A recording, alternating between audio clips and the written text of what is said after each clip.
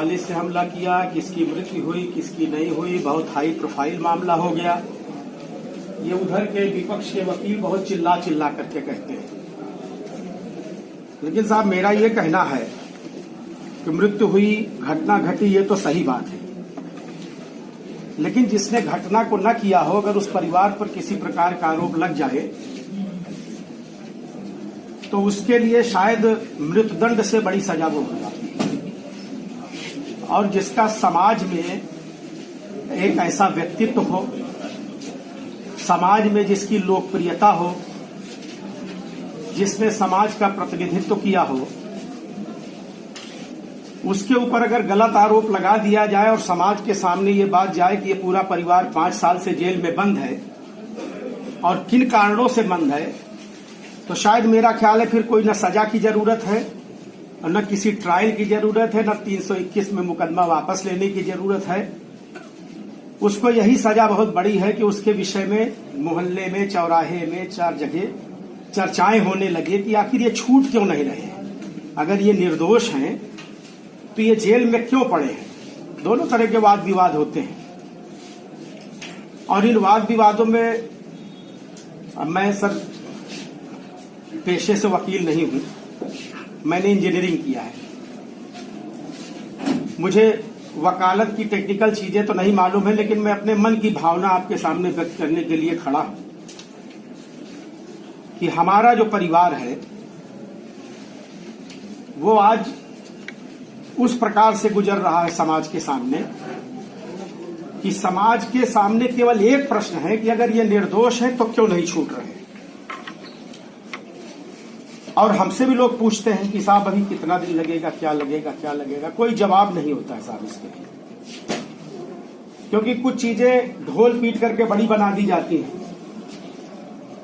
और ढोल पीटा गया विपक्ष की तरफ से और ढोल पीट करके इतना हाई प्रोफाइल इस केस को बना दिया गया कि एक भाई सांसद, एक भाई विधायक, एक भाई एमएलसी। अब ये परिवार राजनीतिक रूप से लोकप्रिय है, लिहाजा इसको किस प्रकार से जेल के अंदर ही रखा जाए, जेल से बाहर न निकलने दिया जाए, उसका पूरा षड्यंत्र एक रच दिया गया। मैं साहब आपके सामने इस मुकदमे की थोड़ा सा पृष्ठभूमि में जाना चाहूंगा। अब मालूम नहीं कि वो इसमें कितना वैलिड होगा, कितना नहीं वैलिड होगा, लेकिन जब या सर झुका करके चलेंगे वो आपकी कलम लिखने वाली है और आप न्याय की कुर्सी में जब हैं तो आपको सारी चीजों को मान्यवर देखना पड़ेगा। मान्यवर आप इसको पता कर लें कि 12:30 बजे मुलायम सिंह यादव जी का टेलीफोन आता है और ये कहा जाता है कि करवरिया परिवार को पूरे को फंसाओ। मान्यवर एफआईआर कर्ता ने भी बताया कि एफआईआर कितने बजे लिखी गई, जिसने लिखा, जिसके साथ सुलाकी यादव बताते हैं कि मैं एफआईआर लिखाने गया, मान्यवर उसका भी आपके कोर्ट में बयान है कि मैं इनके साथ गया ही नहीं। मान्यवर एसएसपी का फैक्स जाता है 12:30 बजे की अज्ञात लोग हमला करके भागे और मान्यवर 1:30 बजे के बाद कहानी बदलती और हमारा पूरा परिवार एक घटना में जो हमारे न किए जाने के बावजूद हम उसमें इन्वॉल्व कर दिए गए। और अगले दिन मुलायम सिंह यादव जी उनके अंतिम संस्कार में आते हैं, कड़े दिशा निर्देश दिए जाते हैं कि इनके घर की कुर्की कर लीजिए, घर तबाह कर दीजिए। मानवर 24 घंटे के अंदर घर तहस नहस कर दिया जाता है। मानवर ये हमारा अपराध है क्या? हम अगर कहीं लोकप्रिय हो रहे हैं तो अगर ये हमारा अपराध है तो हम लोकप्रियता का अपराध तो स्वीकार करने को तैयार है, लेकिन हम हत्या जैसे जघन्य अपराध को स्वीकार करने के लिए तैयार नहीं, क्योंकि उसमें हमारा दूर दूर तक कोई लेना देना नहीं है। मानवर कुंठित भाव से कह रहा हूं। मानवर आप देखते होंगे मैं कोर्ट में आता हूं, कभी उधर बैठ जाता हूं, कभी वहां लेट जाता हूं, क्योंकि अस्वस्थ है। मैंने पहले भी आपसे कहा कि एक राजनीतिक व्यक्ति, एक राजनीतिक परिवार, एक ऐसा परिवार जिसकी जिले में लोकप्रियता हो, अगल बगल के जिले में लोकप्रियता हो, वो कोई हत्या न किया हो, कुछ भी न किया हो, उसके ऊपर आरोप लगा दीजिए, उतने में ही उसका सब कुछ चला जाता है। मानवर 323 का भी मुकदमा हमारे ऊपर नहीं है। आज तक मानवर इस घटना के अलावा एक एप्लीकेशन भी किसी की हमारे खिलाफ नहीं है कि हमने किसी को गाली दिया हो, किसी को झापड़ मारा हो, किसी को परेशान किया हो, किसी की जमीन कब्जा किया हो, किसी की संपत्ति कब्जा किया। और मानवर हम इतने बड़े अपराधी हो गए। अब मानवर जो विपक्ष है उसकी पृष्ठभूमि भी समझ लें। मान्यवर जौनपुर से एक परिवार चल करके आता है, महरा परिवार के संरक्षण में अवैध शराब का काम शुरू करता है, पहनने को कपड़ा नहीं होता है, और 5 साल 10 साल 5 साल में मान्यवर कौन सी ऐसी फैक्ट्री लगा लेता है कि अरबपति हो जाता है। मान्यवर कोई फैक्ट्री भी नहीं है, कोई उद्योग धंधा भी उनके पास नहीं है, तो ये जो संपत्ति मान्यवर आई, उद्योग धंधा भी उनके पास नहीं है, तो ये जो संपत्ति मान्यवर आई, ये कहाँ से आई? ये वसूली से आई, ये हत्या करने से आई। और मान्यवर इनकी क्रिमिनल हिस्ट्री सीट ये बताती है, जो मृतक है वो लंबी क्रिमिनल हिस्ट्री सीट है, हत्या से लेकर के कितने अपराध उनके ऊपर हैं ये आपके रिकॉर्ड में है मान्यवर। वादी के ऊपर कितने मुकदमे हैं ये आपके रिकॉर्ड में है मान्यवर। जो गवाह है उनके ऊपर कितने मुकदमे हैं ये आपके रिकॉर्ड में है मान्यवर। कल धारा सिंह जी विद्वान अधिवक्ता हैं, कह रहे थे कि ये दूध के धुले नहीं। मान्यवर एक मुकदमा लगा करके बता दें कि 323 का इस व्यक्ति के ऊपर है, मान्यवर कोई आप कुछ मत करिए, सीधे फांसी चढ़ा दीजिए। और नहीं मान्यवर कोर्ट में केवल हल्ला मचा करके, केवल आवाज को तेज करके और किसी आदमी के ऊपर इस प्रकार का आरोप लगाना, मान्यवर इसको कोर्ट भी समझे और ऐसे लोगों को भी हिदायत दी जाए। मान्यवर कितने वकील आकर के खड़े हो जाते हैं। अभी कल एक कोई वकील साहिबा थी, पाल साहिबा, मान्यवर रिकॉर्ड में कहीं जगह नहीं है। बड़े भाई के खिलाफ लोकसभा के चुनाव में उन्होंने भी नामांकन कर दिया। बिजमा यादव जी के कहने पर बड़े भाई के खिलाफ उन्होंने पर्चे बांटे, आज तक गायब थी मान्यवर। अब जब 321 का मामला है तो पता नहीं फिर से कहां से प्रकट होकर के आ गई।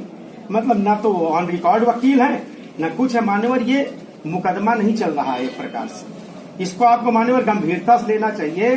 ये एक प्रकार से एक सामाजिक परिवार की प्रतिष्ठा को नष्ट करने का षड्यंत्र चल रहा है और इसमें कुछ नहीं मान्यवर। ये आप भी समझते हैं, मजबूरियां किसी की भी हो सकती हैं, निर्णय कुछ भी हो सकता है। अब मान्यवर मैंने तो देखा कि जो जवाब दिया गया उसमें मान्यवर पूरे जवाब में 90% हाईकोर्ट और सुप्रीम कोर्ट की चर्चा की गई। मान्यवर हाईकोर्ट ने हमारे खिलाफ कोई स्ट्रक्चर नहीं पास किया, सुप्रीम कोर्ट ने हमारे खिलाफ कोई स्ट्रक्चर नहीं पास किया। मान्यवर हम अपने बचाव के लिए यदि किसी कोर्ट में गए या अपने बचाव के लिए आपके ही समक्ष मैं आज अपनी बात रख रहा हूं तो मान्यवर ये तो कोई मेरा अपराध नहीं है। जो व्यक्ति निर्दोष होता है वो मान्यवर हर प्रकार से प्रयास करता है कि किसी भी प्रकार से उसकी जान बचे, उसको राहत मिले और उस पर किसी भी प्रकार का कलंक न लगने पाए। मान्यवर अगर ये हमारा हाईकोर्ट और सुप्रीम कोर्ट जाना अपराध है तो भी हम अपराधी हो सकते हैं, लेकिन मान्यवर एक अपराध इनका सबसे बड़ा है। मान्यवर मैं धृष्टता कर रहा हूं, मेरी बात को क्षमा करिएगा। ये सुप्रीम कोर्ट और हाई कोर्ट का हवाला दे करके माननीय कोर्ट को भी डराने का काम कर रहे हैं। ये पैक ले आने की कोशिश कर रहे हैं। एक भाई विधायक, एक भाई एमएलसी। अब ये परिवार राजनीतिक रूप से लोकप्रिय है, लिहाजा इसको किस प्रकार से जेल के अंदर ही रखा जाए, जेल से बाहर न निकलने दिया जाए, उसका पूरा षड्यंत्र एक रच दिया गया। मैं साहब आपके सामने इस मुकदमे की थोड़ा सा पृष्ठभूमि में जाना चाहूंगा। अब मालूम नहीं कि वो इसमें कितना वैलिड होगा, कितना नहीं वैलिड होगा, लेकिन जब आप न्याय की कुर्सी में बैठे हैं तो आपको चीजों का संज्ञान होना चाहिए। मानवर पहले मैं जब विद्यार्थी जीवन में था, मैं कॉन्वेंट विद्यार्थी रहा और क्लास 3 से लेकर क्लास 12 तक धमस मेहता पब्लिक स्कूल में हॉस्टल लाइफ का विद्यार्थी रहा। उसके बाद में इंजीनियरिंग करने महाराष्ट्र चला गया सन 1986, जिसमें सुलाखी यादव कहते हैं कि मेरे भाई जवाहर यादव से उदय भान की दुश्मनी 1986 से थी। साहब मैं उस समय इंटरमीडिएट का विद्यार्थी था और कॉन्वेंट स्कूल में हॉस्टल में रह के पढ़ता था, इलाहाबाद में रहता भी नहीं था कि किसी से मेरी कोई अदावत हो या किसी से कोई दुश्मनी हो। इसलिए मैं थोड़ा सा इसकी पृष्ठभूमि पे जाना चाहता हूं। मानवर 1996 में मेरे बड़े भाई कपिल मुनि करवरिया जी ने चुनाव लड़ने का मन बनाया, क्योंकि जनता की डिमांड थी कि आपके परिवार से किसी न किसी को राजनीति में आना चाहिए। तो क्योंकि बड़े भाई थे तो इस नाते ये हुआ कि बड़े भाई को ही नवाबगंज से चुनाव के लिए हम लोग लड़ाए।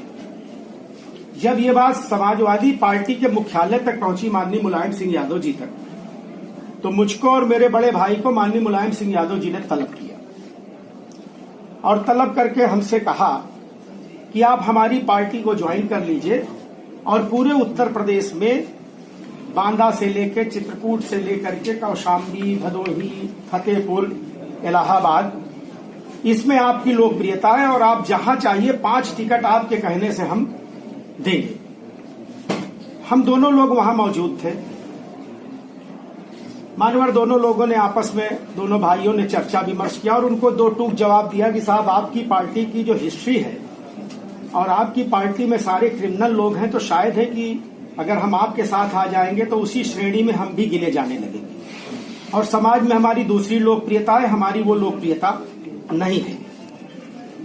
बहरहाल वहां बात बनी नहीं। हम दोनों मना करके, हाथ जोड़ करके उनको बड़े के नाते चले आए और आते आते उन्होंने कहा कि इसका खामियाजा भुगतना पड़ेगा, आप दोनों लोग विचार कर लीजिए।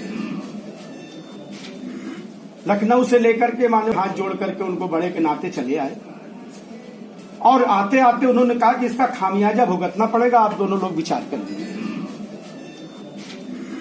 लखनऊ से लेकर के मान्यवर इलाहाबाद तक इसी विचार विमर्श में रहे, लेकिन अपनी छवि न बिगड़ने पाए, इसलिए उस दल में जाने का मन कभी बनाया नहीं। मान्यवर सन 1996 में ही जवाहर यादव जी की सिविल लाइंस में शाम को 7 बजे हत्या हो गई। उस हत्या में जिस समय होती है उस समय उत्तर प्रदेश में गवर्नर रूल रहता है। केंद्र में मुलायम सिंह यादव जी भी सरकार में रहते हैं और रक्षा मंत्री रहते हैं उस समय। उसका बदला उन्होंने 3 महीने पहले की बात का इस घटना में हमसे उतार लिया। मानवर लगभग 12:30 बजे उनका मैसेज आता है कि रक्षा मंत्री जी कल जवाहर यादव के अंतिम संस्कार में शामिल होंगे और करवरिया बंधुओं को फंसा दिया जाए।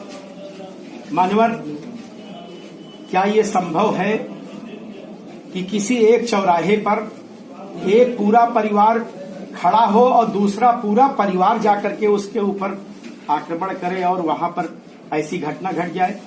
मान्यवर मरने वाला वहां मौजूद, उसके सगे भाई वादी, उसके सगे साले गवाह, ये वहां एक साथ उपस्थित और हम तीनों सगे भाई, हमारे सगे ताऊ जी और हमारे फूफा जी के लड़के वहां मारने के लिए उपस्थित हो गए।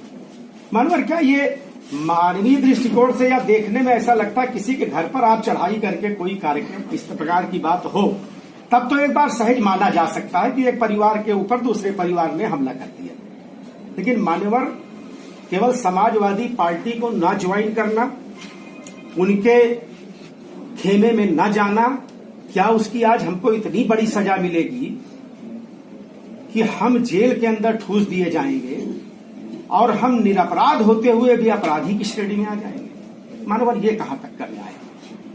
मानवर मेरे समझ में नहीं आता है। 1996 में मानवर ये घटना घटती है और आप मानवर इसको पता भी कर लें।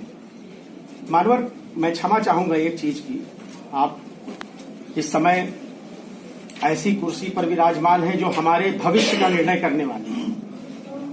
आपकी कलम में इतनी ताकत है कि हम समाज में सर उठा करके चलेंगे या सर झुका करके चलेंगे, वो आपकी कलम लिखने वाली है। और आप न्याय की कुर्सी में जब मानवर ये तो न्याय की बात है, कोई प्रोजेक्टेड चीजें नहीं है। मानवर प्रोजेक्टेड चीज केवल एक है कि एक परिवार को नष्ट कैसे करना है उसको प्रोजेक्ट करना। इस केस को हाई प्रोफाइल कर दीजिए और हाई प्रोफाइल करने के बाद कहीं इनको रास्ता न बच जाए। मानवर ये तो कोर्ट को भी डराने का काम कर रहे हैं ना। ये तो बता दें कि साहब हाई कोर्ट है, सुप्रीम कोर्ट है, साहब हम वहां चले जाएंगे। साहब जाओ आप, लेकिन यहाँ के कोर्ट का जो काम है उसको तो निष्पक्ष रूप से करने को आप दो। आप उस पर तो चिल्ला करके कम से कम ये दबाव मत बनाइए। और अगर मान्यवर ये नीयत है और ये नियत है कि एक परिवार को नष्ट कर दीजिए और उसको बर्बाद कर दीजिए, तो मान्यवर फिर ये सुनवाई की और ये बहस की और ये कागज की, ये डॉक्यूमेंट्स की आवश्यकता ही क्या है? मान्यवर फिर तो सीधे निर्णय हो जाना चाहिए कि कोई जरूरत नहीं, इनको फांसी पे चढ़ा दीजिए, इनके परिवार को खड़ा करके गोली मार दीजिए। मान्यवर मैं एक धृष्टता करूंगा आपसे। मान्यवर पहले जो राजा महाराजा रहते थे निर्णय और न्याय वो किया करते थे और कभी कभी समाज में वो भेष बदल करके निकल जाते थे न्याय करने के लिए और पता कर लेते थे कि न्याय क्या है अन्याय क्या है। हुजूर, मैं आपसे एक दरखास्त करता हूं, कभी आपके पास 3 दिन का समय है।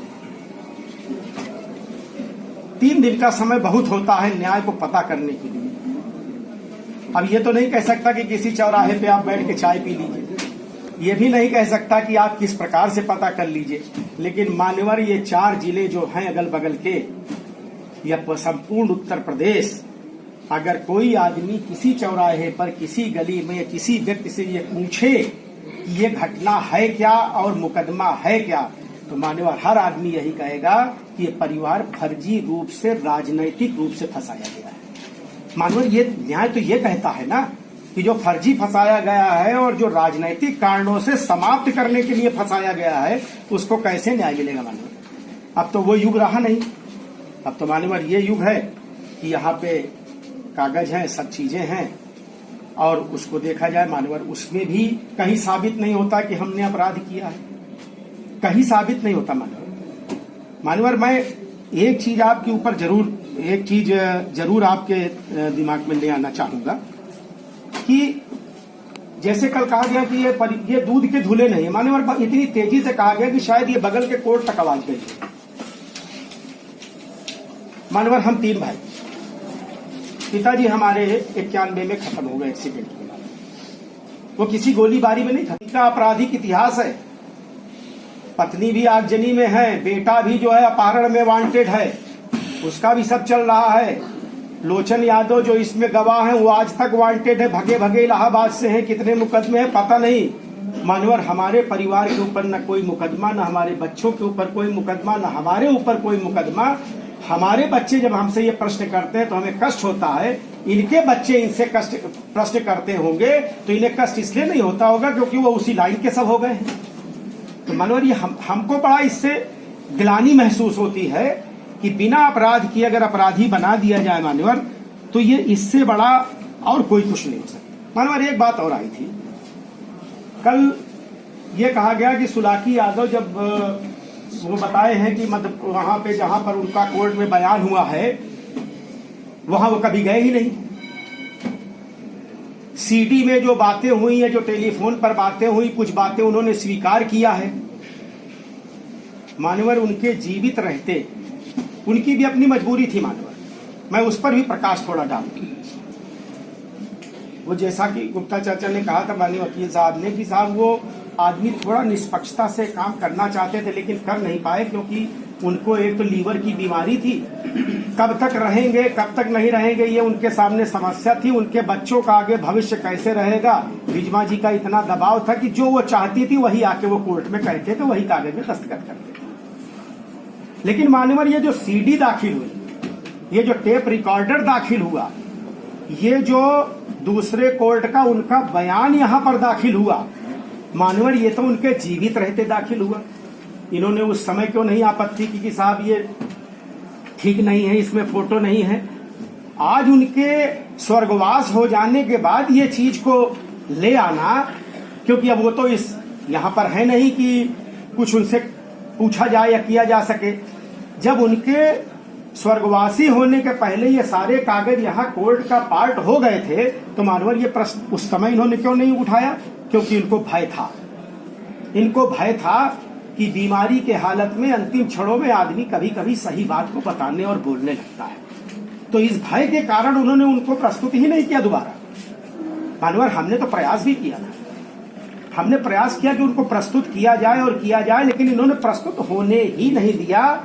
और उनको उनके बच्चों का भय, हमारी जो पूर्व विधायिका विजमा जी हैं उनके द्वारा दिखाता रह गया। ऐसे अंतिम समय में व्यक्ति तो भी हम अपराधी हो सकते हैं, लेकिन मान्यवर एक अपराध इनका सबसे बड़ा है। मान्यवर मैं धृष्टता कर रहा हूं, मेरी बात को क्षमा करिएगा। ये सुप्रीम कोर्ट और हाई कोर्ट का हवाला दे करके माननीय कोर्ट को भी डराने का काम कर रहे हैं। ये पैक ले आने की कोशिश कर रहे हैं कि साहब सुप्रीम कोर्ट मॉनिटरिंग कर रहा है केस की। मान्यवर कोई मॉनिटरिंग सुप्रीम कोर्ट नहीं कर रहा है। सुप्रीम कोर्ट ने डे टू डे का जो ऑर्डर किया मान्यवर वो हमारी रिट पर किया है, क्योंकि हम 5 वर्ष से जेल के अंदर है मान्यवर। हम चाहते हैं कि हमारा ट्रायल जल्दी समाप्त हो, हमारा मुकदमा जल्दी समाप्त हो और हम समाज में एक अच्छे व्यक्ति के तरह, जैसे हमको समाज ने मान्यता दी है उस प्रकार से हम निखर करके आए। लेकिन ये झूठा बयान और मान्यवर वो भी लिखा पढ़ी ने कि supreme court is monitoring the case. मान्यवर ये बता दे कि सुप्रीम कोर्ट कहाँ मॉनिटरिंग कर रहा है? वो तो हमारी रीट थी मान्यवर। हम गए थे कि हमको जल्दी से जल्दी हमारे केस का डिस्पोजल किया जाए। मान्यवर जो आदमी 5 साल से जेल के अंदर हो, 3 सगे भाई और तीनों सगे भाई जेल के अंदर, मान्यवर उसके परिवार की क्या स्थिति होगी उसका आकलन वो कर पाना वो मानव कर सकता है और आप कर सकते हैं मान्यवर। ये जो कल जब ये लोग वापस जा रहे थे मान्यवर, तो उसमें से 4-6 वकीलों ने कहा कि क्या करें, चिल्लाना पड़ता है क्योंकि शाम को पैसा मिलता है। तो मान्यवर ऐसा वकील जो केवल पैसे के लिए यहाँ चिल्लाने आता है वो न्याय की बात और लॉ की बात नहीं कर सकता है मान्यवर। उनको इसी बात का दिया जाता है कि आप जाइएगा, चिल्लाइएगा, केस हाई प्रोफाइल कैसे हो जाए इसको बनाइएगा। तो मान्यवर क्या वकालत ये है? मान्यवर क्या न्याय ये है? या न्याय इस कसौटी पर तौला जाना चाहिए और अन्याय इतना हो जाए कि पूरा परिवार एक नष्ट कर दिया जाए? मान्यवर हम जनता के बीच में काम किए हैं। मान्यवर एक भाई हमारे सांसद रहे हैं। 25 लाख की आबादी होती है एक संसदीय क्षेत्र, 25 लाख लोगों का प्रतिनिधित्व किया है। मान्यवर एक भाई एमएलसी रहा है, ब्लॉक प्रमुख भी रहा है, और 2 जिला इलाहाबाद और कौशाम्बी। इलाहाबाद की आबादी 50 लाख, कौशाम्बी की लगभग 10-12 लाख, 60 से 75 लाख लोगों की आबादी का प्रतिनिधित्व उसने किया है। मान्यवर मैं कोऑपरेटिव बैंक का अध्यक्ष रहा, 2 बार रहा। मान्यवर पूरे 2 जिलों की समितियों में किसानों तक पहुंचने का काम मेरा रहा। मैं 2 बार विधायक रहा। बड़े भाई जिला पंचायत के अध्यक्ष रहे, छोटा ब्लॉक प्रमुख भी रहा। मान्यवर एक ही समय में हमारे परिवार में ब्लॉक प्रमुख चाचा का लड़का, हम तीनों भाइयों में से एक एमएलसी, एक सांसद, एक विधायक। मान्यवर ये किसी डर या भय से लोग नहीं देते हैं। कहना चाहूंगा कि जैसे कल कहा गया कि ये दूध के धुले नहीं, मान्यवर इतनी तेजी से कहा गया कि शायद ये बगल के कोर्ट तक आवाज गई है। मान्यवर हम 3 भाई, पिताजी हमारे 91 में खत्म हो गए एक्सीडेंट में। वो किसी गोलीबारी में नहीं खत्म हो गए, वो एक्सीडेंट में खत्म हो गए। हम अपने परिवार के साथ, अपने तीनों भाई व्यापार में और अपने प्रतिष्ठानों पर लग गए। कोई मुकदमे नहीं, बच्चों को अच्छी शिक्षा मिले, अच्छी पढ़ाई मिले, सारे बच्चे बाहर, सब वेल क्वालिफाइड, कोई अनपढ़ नहीं, किसी के ऊपर कोई मुकदमा नहीं। और मान्यवर दूसरी तरफ मृतक के खिलाफ का आपराधिक इतिहास, वादी के खिलाफ का आपराधिक इतिहास, वादी की पत्नी के मृतक के पत्नी के खिलाफ। और मान्यवर अभी स्पेशल कोर्ट में आज फिर उनकी तारीख है। आगजनी और लूट जैसा मुकदमा इंटरिम बेल पर चल रही है। ये इनका इतिहास है मान्यवर। और यही नहीं, एक तरफ हमारे बच्चे हैं मान्यवर, कोई एमबीए किए, कोई कंपनी सेक्रेटरी किए हैं, सब पढ़ा लिखा। इनके लड़के को देख ले मान्यवर, लखनऊ के कोर्ट में अपहरण का मुकदमा चल रहा है मान्यवर। तो मान्यवर एक तरफ वो लोग जो 2री-3री कक्षा पास, कोई इंडस्ट्री नहीं, कोई फैक्ट्री नहीं, कोई व्यापार नहीं, कोई कुछ चीज नहीं, और फिर भी अरबपति। अब मान्यवर ये विचार करने की जरूरत है कि अरबपति हुए कहां से? मान्यवर कहीं से वसूली हुई होगी, कहीं से किसी का कब्जा हुआ होगा, कहीं से कुछ बातें आई होंगी। मान्यवर एक तरफ हमारा परिवार, सारे लोग एजुकेटेड, सारे लोग पढ़े लिखे, पुराने से लेके नए तक। हम मान्यवर होटल भी हम चलाते हैं, गल्ले की आढ़त भी हम चलाते हैं, व्यापार हम करते हैं मान्यवर। तो हमारी कमाई देख ले और उधर पे क्या कमाई है वो देख ले, कहां से अर्जित की गई है ये देख ले मान्यवर।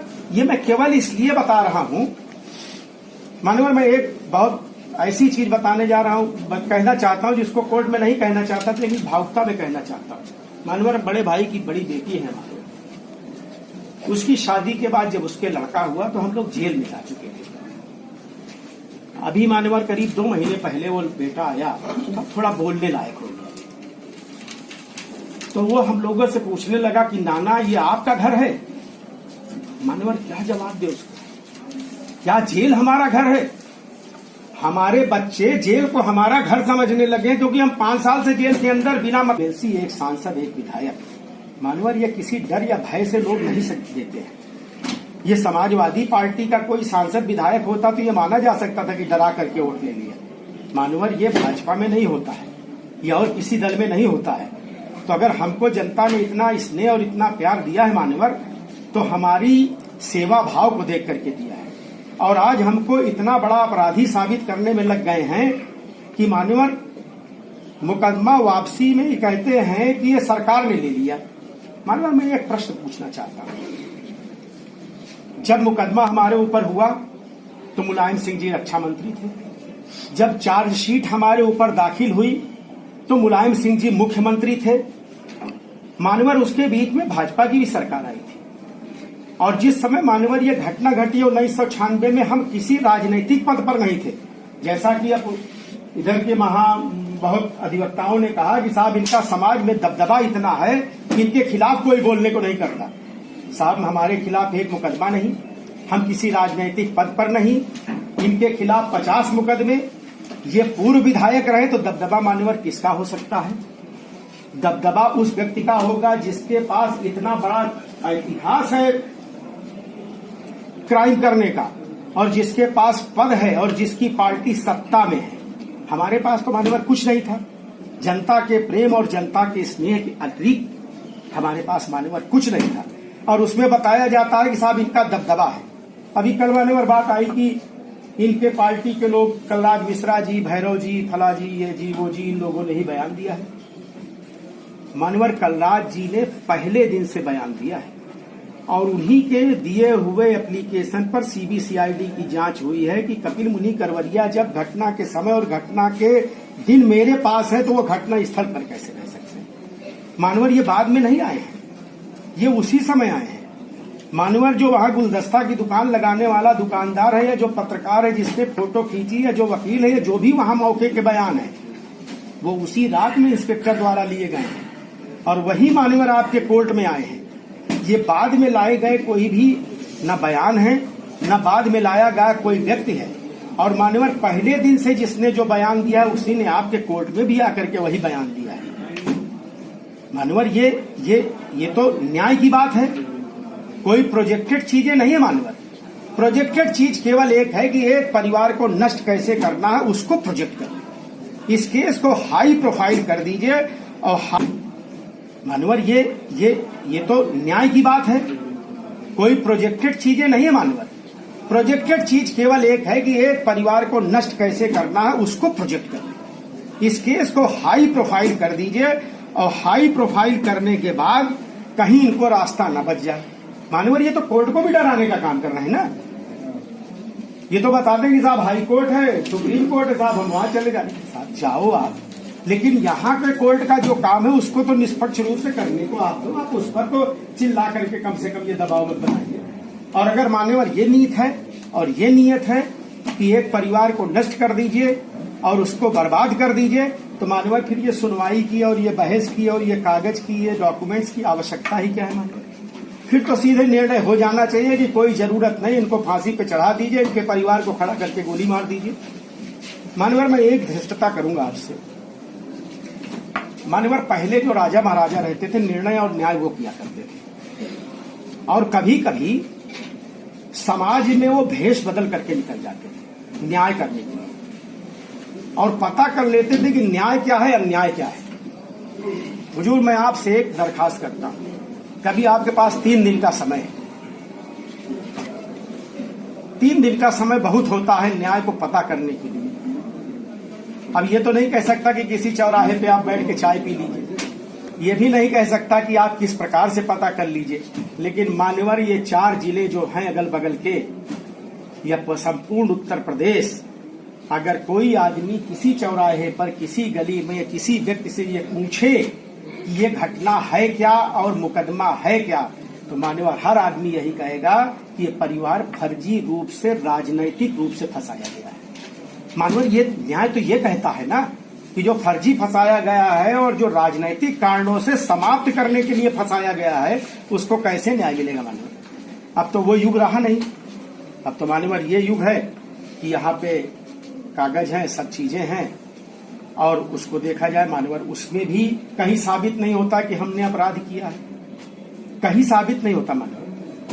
मानवर मैं एक चीज आपके ऊपर जरूर एक चीज जरूर आपके दिमाग में ले आना चाहूंगा कि जैसे कल कहा गया कि ये दूध के धुले नहीं, मान्यवर इतनी तेजी से कहा गया कि शायद ये बगल के कोर्ट तक आवाज गई। मान्यवर हम 3 भाई, पिताजी हमारे 91 में खत्म हो गए एक्सीडेंट में। वो किसी गोलीबारी में नहीं खत्म।